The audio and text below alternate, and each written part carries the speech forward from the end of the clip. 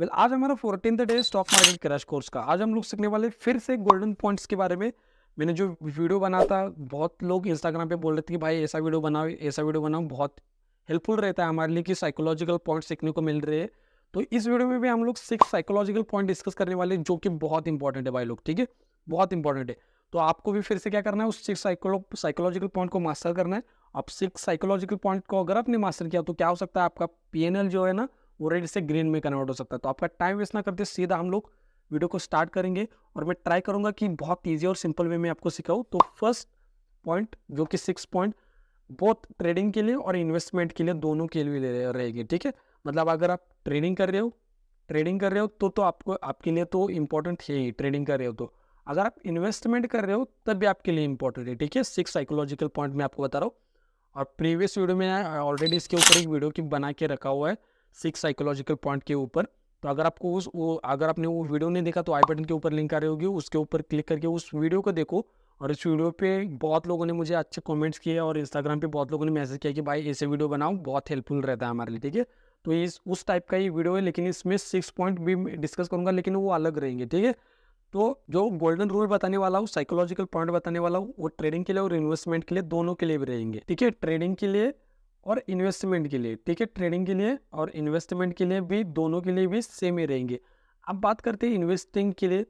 अब इन्वेस्टिंग में देखो, फर्स्ट साइकोलॉजिकल रूल, या फिर बोल सकते हो कि गोल्डन रूल, आप 6 गोल्डन रूल भी बोल सकते हो, या फिर 6 साइकोलॉजिकल रूल भी बोल सकते हो, ठीक है। इन्वेस्टमेंट के लिए आपको हमेशा लॉन्ग टर्म के लिए सोचना है। आपको कंपाउंडिंग का वेट करो, ठीक है। अगर आपको नहीं पता ना कंपाउंडिंग क्या होता है, तो इसके ऊपर भी मैं एक वीडियो बहुत जल्द लाऊंगा, अगर आप कमेंट में बताते हो तो। कंपाउंडिंग क्या है कि कंपाउंडिंग को अगर काम करने दोगे ना, तो आपका कैपिटल बहुत बढ़ सकता है भाई लोग, कितना कि आप इमेजिन भी नहीं कर सकते, इतना बढ़ सकता है। और एक रूल बताऊंगा मैं आपको, अगर आपको 1 करोड़ कमाना है तो एक रूल बताता हूँ कि कितना कितना आपको इन्वेस्ट करना पड़ेगा, कितने परसेंट पे, कितने साल तक, ठीक है। तो यहाँ पे आप क्या समझ गए कि आपको हमेशा लॉन्ग टर्म के लिए सोचना है। कंपाउंडिंग को जादू करने दो, आपको आपको बस लॉन्ग टर्म के लिए सोचना है। इन्वेस्टमेंट कर रहे हो तो, जैसे मान लो कि अगर आपने इन्वेस्टमेंट किया, मान लेते कि अगर आपने आज 1 लाख का इन्वेस्टमेंट किया, ठीक है, ये चल रहा है 2018 का साल चल रहा है मान लेते, और कोरोना आ गया, ठीक है, कोरोना आ गया। अब कोरोना आने के बाद क्या हुआ, आपको पता है, ये सारे स्टॉक के प्राइस नीचे चले गए, स्टॉक इंडेक्स सब कुछ नीचे जा चुका था, सबको लग रहा था कि भाई आप नीचे गए, नीचे गए, नीचे गए। अब यहाँ पे क्या हो जाता है कि आप पैनिक करते कि 1 लाख का, यहाँ पे तो प्रॉफिट दिखाना चाहिए था ना, 2% का प्रॉफिट दिखाना चाहिए था, 4% का प्रॉफिट दिखाना चाहिए था, उल्टा यहाँ पे 7% का मुझे लॉस दिखा रहा है। भाई ये क्या करूँ, मुझे समझ में नहीं आ रहा। अगर आप यहाँ पे थोड़ा शॉर्ट टर्म सोच रहे हो तो आपका लॉस यहाँ पे फिक्स है। आप हो सकते कि आप लोग एग्जिट ही कर दो, मतलब लॉस आपको आज भी ना हो, आप एग्जिट ही कर दो। आपके दिमाग में भी चल रहा है भाई कोरोना कोरोना, पता नहीं रिकवर हो पाएगा मार्केट या फिर नहीं। लेकिन आपको पता है कि आज के टाइम में मार्केट कितना ऊपर जा चुका है, ठीक है। अगर आप लॉन्ग टर्म में सोचते तो आप यहाँ पे पैनिक नहीं करते, आपको पता है भाई ये करेक्शन हो सकता है, या फिर बस एक टाइम है जो कि टाइम जाने वाला है, ठीक है। फिर से मार्केट फिर से रिकवर करके मार्केट फिर से ऊपर जा सकता है, कब, जब आपका होराइजन, आपका विजन लॉन्ग टर्म के लिए है, तो आप बैठ सकते हो मार्केट में, ठीक है। लेकिन अगर आपका विजन शॉर्ट टर्म के लिए है तो यहाँ पे आप पैनिक कर जाओगे, ठीक है, तो आप लॉस हो सकता है आपको। तो हमेशा आपको याद रखना है कि इन्वेस्टमेंट जब कर रहे हो तो आपको लॉन्ग लॉन्ग टर्म के लिए सोचना है। कंपाउंडिंग को जादू करने दो, वेट करो, करेक्शन हो रहा है मार्केट में, वेट करो। हाँ, मार्केट आपको ऑल टाइम हाई पे दिख रहा है, मत बाई करो ना यहाँ पे, क्यों बाई कर रहे हो, आप वेट करो डिप आने का, डिप आने के बाद आपको हमेशा बाइंग करनी है। आप रिटेलर पता है क्या करेंगे, जब किसी इंडेक्स ने ब्रेकआउट किया तो यहाँ पे बाई करेंगे, यहाँ पे बाई कर रहे, यहाँ पे बाई कर रहे। अब यहाँ पे स्टॉप लॉस हो जाएगा बहुत बड़ा, और टारगेट बहुत कम हो जाएगा यहाँ पे, लेकिन वो क्या करेंगे, फोमो के वजह से एंट्री करेंगे। लेकिन जो प्रो ट्रेडर है, स्मार्ट ट्रेडर है, वो क्या करेगा भाई, वेट करेगा, पेशेंस रखेगा। वो क्या बोलेंगे कि जा रहा है मार्केट, जाने दो, ट्रेड मिल रहा है मिलने दो, नहीं मिल रहा है मत मिलने दो भाई, दूसरे सेटअप पे काम करूंगा मैं, दूसरे स्टॉक में काम करूंगा, या फिर दूसरे इंडेक्स में काम करूंगा, ठीक है। वो क्या करेगा कि मार्केट को नीचे आने देगा, डिप मार्केट एक रिटेस्ट करने आएगा ना, जब मार्केट नीचे आएगा तब यहाँ पे वो बाइंग करेगा, और वहां से फिर मार्केट ऊपर जाएगा। तो हमेशा आपको याद रखना है कि यहाँ पे देखो, यहाँ पे smart trader versus noob trader बोलना तो थोड़ा सही नहीं है, बिगिनर ट्रेडर बोल सकते हैं हम लोग। यहाँ पे देखो, मार्केट, या मान लेते कि ये टारगेट है, ठीक है, जैसे मैं आपको थोड़ा सा एक्सप्लेन करने का ट्राई करता हूँ। देखो, एक यहाँ पे रेजिस्टेंस है, मान लो यहाँ पे क्या है कि रेजिस्टेंस है और ये वाला एक टारगेट है, मान लेते हैं कि ये वाला टारगेट है, ठीक है, ये वाला टारगेट है। आप प्रो और स्मार्ट ट्रेडर और बिगिनर्स ट्रेडर में दोनों में डिफरेंस बताता हूँ मैं क्या होता है। और देखो यहाँ पे जब ब्रेकआउट मिला, यहाँ पे जो बिगिनर्स है उन्होंने रनिंग कैंडल में एंट्री ले लिया। आप रनिंग कैंडल आपको पता है इतनी बड़ी भी कभी कभी बन सकती है, लेकिन जब क्लोजिंग होगी तो मार्केट कभी कभी कैंडल ऐसी बन सकती है और कभी कभी कैंडल क्या क्या होती है कि ऐसी ही बन जाएगी, ठीक है। ठीक है, क्लोजिंग होना बहुत इंपॉर्टेंट है। तो जो बिगिनर बंदा होगा क्या करेगा, रनिंग कैंडल में यहाँ पे एंट्री करेगा या फिर यहाँ पे एंट्री करेगा, ठीक है, रनिंग कैंडल में, क्योंकि उनको फोमो की वजह से वो लोग एंट्री करेंगे, उनका मतलब ब्रेन उनके ऊपर हावी होता है, फीलिंग उनके ऊपर हावी होती है, तो उनका स्टॉप लॉस क्या हो जाएगा, यहाँ पे बन जाएगा उनका स्टॉप लॉस, ठीक है। अब यहाँ से ध्यान से देखो, ठीक है, उनका स्टॉप लॉस कितने का हो गया, मान लेते कि 5K का उनका स्टॉप लॉस हो गया यहाँ पे, और टारगेट कितने का है, बस 2K का यहाँ पे टारगेट है। लेकिन स्मार्ट ट्रेडर क्या करेगा, ब्रेकआउट हो गया, उसको उनको पता है कि यहाँ पे ट्रेड नहीं बन सकता क्योंकि कैंडल बहुत बड़ी बन चुकी है, यहाँ पे रिस्क रिवॉर्ड रेशो फिक्स नहीं होगा, तो वो लोग क्या करेंगे, वेट करेंगे यहाँ पे, और यहाँ पे फिर बाइंग की प्लान करेंगे। जब यहाँ पे बुलिश मारूबुजू बने, एक स्ट्रॉन्ग कैंडल बने ना बाइंग के लिए, तब वो लोग बाइंग करेंगे। जैसे हैमर बने या फिर बुलिश मारूबुजू बने, आपको कैंडल के बारे में नॉलेज नहीं पता तो ऑलरेडी मैंने वीडियो बना के रखा हुआ है, आई बटन के ऊपर लिंक आ रहा होगा, तो उसके ऊपर क्लिक करके आप लोग कैंडल स्टिक का नॉलेज ले सकते हो, ठीक है। सिंगल कैंडल स्टिक और डबल कैंडल स्टिक के बारे में भी मैंने ऑलरेडी वीडियो बना के रखा हुआ है। तो यहाँ पे वो लोग बाइंग करेंगे और यहाँ पे फिर टारगेट मिलेगा उनको, इनको भी टारगेट मिलेगा और इनको भी टारगेट मिलेगा, लेकिन यहाँ पे इनका रिस्क कितना था, 5K का रिस्क था, लेकिन ये बंदा क्या करेगा, स्टॉप लॉस यहाँ पे लगाएगा। इनका स्टॉप लॉस यहाँ पे था और ये 500 का स्टॉप लॉस लेके 2K का प्रॉफिट बुक करेंगे, और ये बंदा 5K का लॉस लेके 2K का प्रॉफिट यहाँ पे ये बनाएंगे। देखो दोनों में कितना डिफरेंस है। तो हमेशा आपको याद रखना है, रीटेस्ट का वेट करो या फिर एक डिप का वेट करो, उसके बाद आपको ट्रेड करना है, ठीक है। तो ये क्या हो गया, फर्स्ट पॉइंट हो गया कि आपको कंपाउंडिंग को जादू करने दो, थिंक लॉन्ग टर्म में आपको सोचना है, हमेशा याद रखना है। और यही आपको पॉइंट क्या बताया मैंने आपको कि फोमो में आपको एंट्री कभी नहीं करनी, ठीक है, फोमो में कभी एंट्री नहीं करनी। सेकेंड पॉइंट के ऊपर आते हैं कि don't hold losing trade, respect your SL, ठीक है। बहुत पहले मतलब मैं जब ट्रेडिंग में आया था ना, मुझे याद नहीं आ रहा कितने सालों पहले की कहानी है, लेकिन मैं स्विंग ट्रेडिंग करता था पहले, इंट्राडे ट्रेडिंग बहुत कम, मतलब मुझे लॉस ही होता था इंट्राडे ट्रेडिंग में। तो मैं क्या करने लगा कि मेरे जो गुरुजी थे उन्होंने कहा कि भाई तू स्विंग ट्रेडिंग में थोड़ा सा फोकस कर, उससे क्या हो जाए कि पैसा भी आने लगेगा घर में और कॉन्फिडेंस बढ़ जाएगा, जो कि बहुत इंपॉर्टेंट है।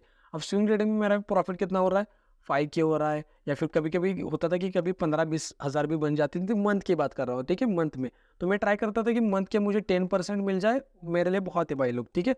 10% में तो मेरा स्टॉप लॉस ही होता था 2% से 3% एक किसी भी इंडेक्स में।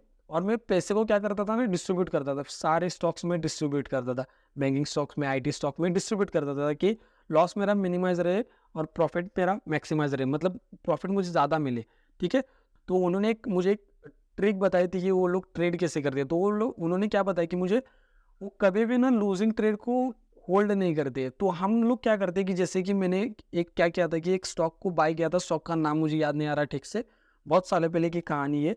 उस स्टॉक का प्राइस अराउंड 140 के आसपास था, ठीक से याद नहीं आ रहा मुझे, 140 के आसपास था, ठीक है। हाँ, डिविडेंड मिलने वाला था, ये मुझे याद आ रहा है, डिविडेंड मिलने वाला था, ठीक है, इसलिए मैंने उस स्टॉक को बाय किया था। और डिविडेंड मिलने के बाद ना वो मार्केट जो स्टॉक था ना वो ओपन हो गया, गैप डाउन ओपन हो गया भाई, मुझे ना लॉस दिखने लगा 5% का, जो कि कभी नहीं दिख रहा था। मतलब स्विंग ट्रेडिंग में कर रहा था ना, तो मेरा कभी भी रिस्क रिवॉर्ड रेशियो इतना नहीं था कि मैं लॉस 5% का ले रहा हूँ, मेरा मैक्स टू मैक्स 3% का लॉस रहता था, और 5% का लॉस दिख रहा है एक ही दिन में। मतलब डिविडेंड मिल गए मुझे, आपको पता है ना डिविडेंड के बारे में, तो डिविडेंड मिल गए मुझे। डिविडेंड तो आपको डिविडेंड के बारे में नहीं पता ना, तो कमेंट में लिखो, हक से लिखो भाई लोग, मैं आपको बड़ा भाई छोटा भाई हूँ, हक से लिखो, जो आपको नहीं पता ना मैं उसके ऊपर वीडियो बनाऊंगा, ठीक है। तो डिविडेंड मिलने के बाद ना मार्केट हो गया कैप डाउन ओपन, मुझे हजम नहीं हुआ भाई, 5% का लॉस दिख रहा है डिमेट अकाउंट में, मैं मुझे मतलब हजम ही नहीं हो रहा। तो मैंने क्या किया पता है, जो भी मैंने प्रॉफिट किया था फिर से मैंने एवरेजिंग करना स्टार्ट किया।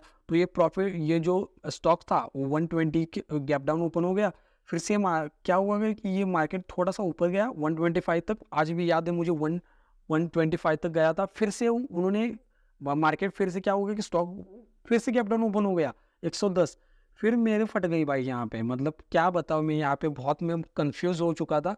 और लॉस बहुत हो गया। यहाँ पर फिर से मैंने एवरेजिंग की और इसके बाद बहुत मेरा मतलब जितना मैंने प्रॉफिट किया था ना 4 मंथ में, एक ही स्टॉक में मैंने मतलब लॉस कर दिया यहाँ पे। तो आप हमेशा आपको याद रखना है कि आपको एवरेज बिल्कुल भी नहीं करना है। आपको कभी भी लूजिंग ट्रेड में कभी भी एवरेज नहीं करना। हाँ, यही अगर ये उल्टा होता है, 120 का मैंने स्टॉक बाय किया, ये 150 तक गया, ठीक है, 160 तक गया, तो यहाँ पे एवरेज करो क्योंकि ये विनिंग ट्रेड है, ये लूजिंग ट्रेड नहीं है। तो हमेशा आपको याद रखना है कि लूजिंग ट्रेड में आपको इन्वेस्ट या फिर एवरेजिंग कभी भी नहीं करनी है। हाँ, आप बाइंग ट्रेड में या फिर ऐसा बोल सकते हो कि जिस ट्रेड में जिस फेवर में आपका ट्रेड जा रहा है या फिर जिस ट्रेंड में आप अगर आप बाइंग ट्रेड में हो, तो जिस मार्केट ऊपर जा रहा है तब आप लोग एवरेज कर सकते हो क्योंकि आपके फेवर में मार्केट है। आप विनिंग ट्रेड में बाइंग कर रहे हो, एवरेजिंग कर रहे हो, सॉरी, तो आपको विनिंग ट्रेड में एवरेज करना है लेकिन लूजिंग ट्रेड में एवरेज नहीं करना है, ठीक है।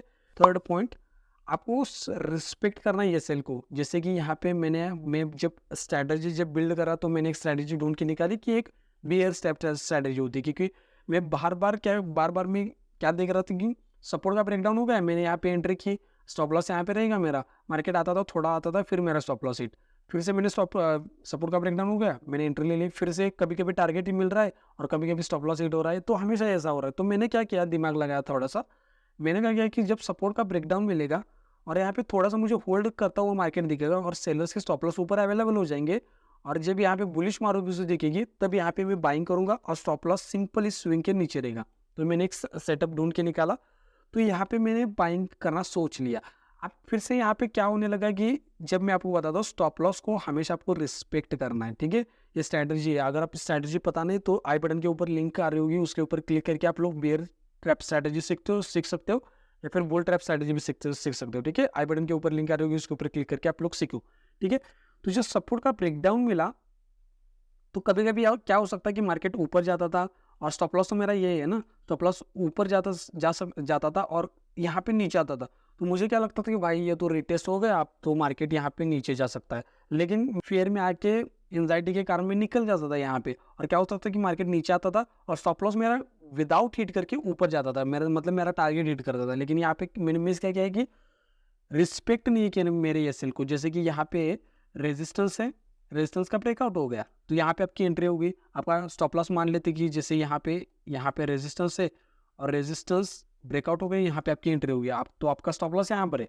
तो यहाँ पे मार्केट गया और यहाँ पे नीचे यहाँ पे आ गया, तो आप लोग यहाँ पे डरोगे भाई यहाँ पे क्या हो गया, मैं अब तो मैं गया पूरा स्टॉप लॉस हिट हो जाएगा, क्योंकि यहाँ पे दिखेगा कि यहाँ पे मार्केट ने बुल ट्रैप किया। तो आपको कभी कभी पता है कि कभी कभी क्या होता है कि स्टॉप लॉस विदाउट हिट, मतलब कभी कभी क्या होता है ना, आप अगर आपने ऑब्जर्व किया कि आप लोग एग्जिट करते हो स्टॉप लॉस आने से पहले और उसी दिन आपका टारगेट हिट होता है। तो हमेशा आपको याद रखना है कि स्टॉप लॉस आने से पहले आपको निकलना नहीं है किसी भी हालत में, ठीक है। अब आते हैं हम लोग फिफ्थ पॉइंट की ओर। फिफ्थ पॉइंट क्या है, ट्रेंड इज यूर फ्रेंड। मतलब अगर अप ट्रेंड मार्केट चल रहा है तो ट्राई करो कि सी साइड जो भी सेटअप मिले उसके अकॉर्डिंग ट्रेड करने की। अगर मार्केट डाउन ट्रेंड में चल रहा है तो ट्राई करो कि पी साइड में जो ट्रेड मिल रहे हैं उसके अकॉर्डिंग ट्रेड करने की, ठीक है।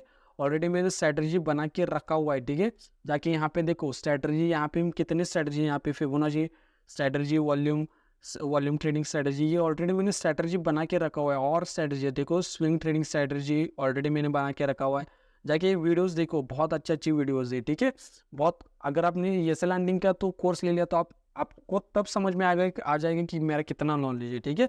अगर आप चैनल पे नहीं हो तो सब्सक्राइब करना भाई लोग, ठीक है, बेल नोटिफिकेशन ऑन करो और जो भी आपके डाउट्स है कमेंट में लिखो, ठीक है।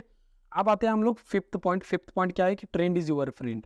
मतलब अगर ट्रेंड अप ट्रेंड है तो आपको कॉल की साइड ट्रेड फाइंड आउट करनी है, अगर मार्केट डाउन ट्रेंड में तो आपको P side trend find out करनी है, ठीक है, या फिर sell side trend find out करनी है, सेटअप फाइंड आउट करनी है। तो हमेशा आपको याद रखना है कि मार्केट जब ऊपर जा रहा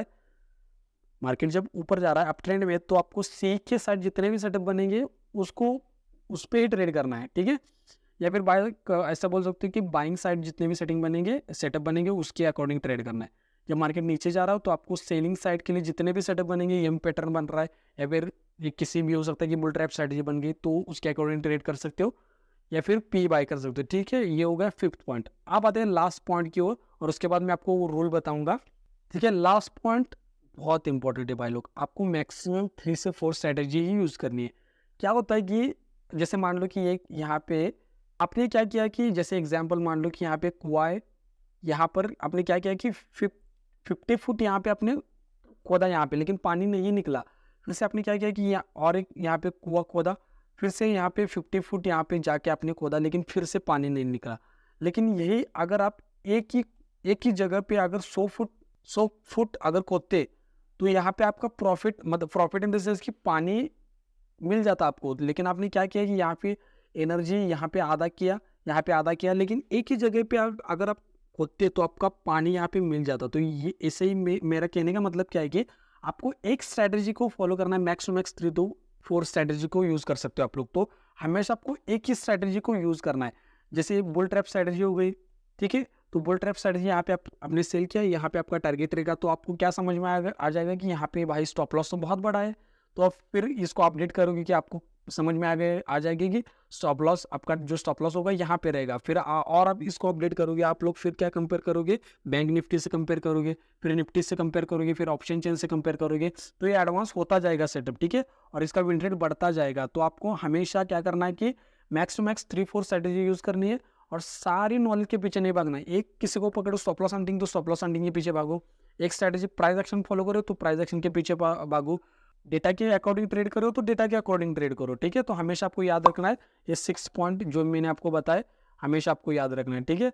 वेल, यहाँ तक वीडियो देखने के लिए भाई लोग थैंक यू सो मच, बहुत प्यार आपको। तब तक के लिए आप लोग लेफ्ट वाली वीडियो के ऊपर क्लिक करके प्रीवियस मैंने जो 6 साइकोलॉजिकल पॉइंट डिस्कस किए उसको वीडियो देखो, या फिर राइट वाली वीडियो के ऊपर क्लिक करके आप सीरीज को कोर्स को कंटिन्यू कर सकते हो। तो यहाँ तक देखने के लिए भाई लोग थैंक यू सो मच, बहुत प्यार आपको।